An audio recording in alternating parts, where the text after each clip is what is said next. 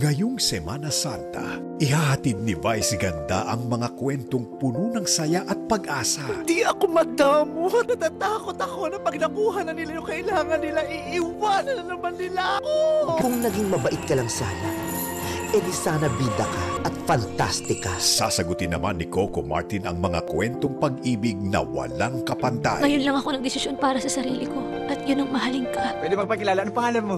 Weird! Buti na nga lang dumating ka sa buhay ko eh. Totoo ba sinasabi mo, Jillian? There was never an us. Diba dati nung uli tayo magkasama, mag-MU tayo? At sama-sama nating balikan ang mga pelikulang tumatak sa puso ng bawat Pilipino sa Olivia Lamasan's Restored Classics. Mahal kita.